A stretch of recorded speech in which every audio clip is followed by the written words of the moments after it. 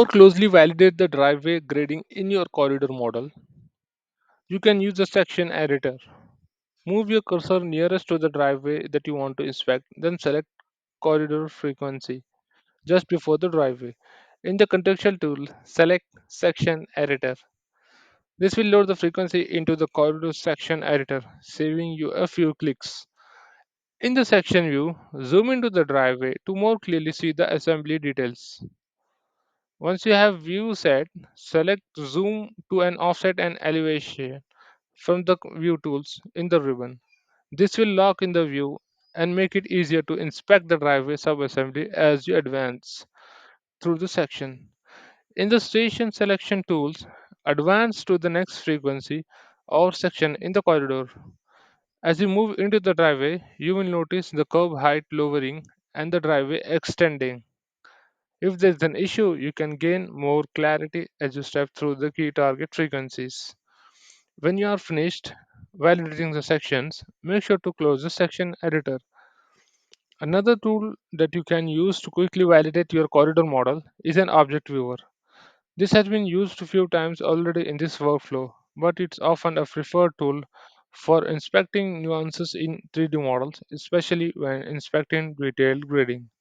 If you're not already familiar with using the object viewer, practice while using this workflow to quickly orbit around your driveways and better understand the flaws in the surface triangulation. A simple fix that you can perform on your corridor model is to remove unneeded elevation vertices on the corridor targets. The driveway feature line shown here has an additional elevation vertex on both the left and the right flare. These vertices were added when the polylines were converted into feature lines, and the inherited intermediate grip point was enabled. You can identify this by the circle grip. These elevation vertices produce additional frequencies that results in the creation of non-coplanar triangles.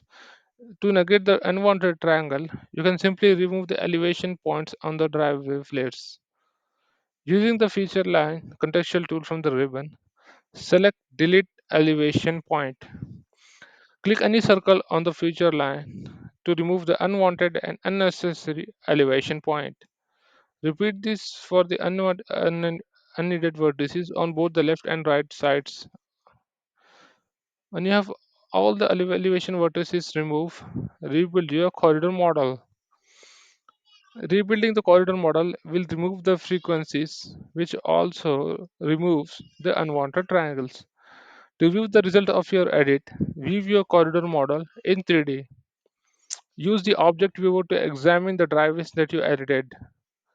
Notice that the driveway flares are smooth and now appear correctly modeled. Driveways added along the curves present a slightly different modeling challenge.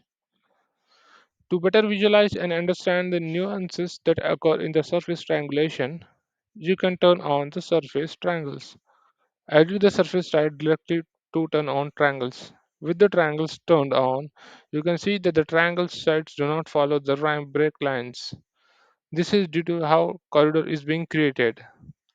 Links were used to create the surface and were added to the surface as break lines. To overcome this issue, you can edit the surface to deform the triangles so they follow the break lines. Select the corridor surface, then from the Edit Surface contextual menu, select Swap Edge. Zoom into the rhyme break line and pick one of the crossing triangle side.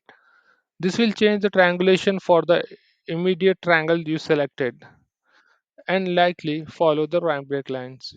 Make the same edit on the opposite side of the driveway.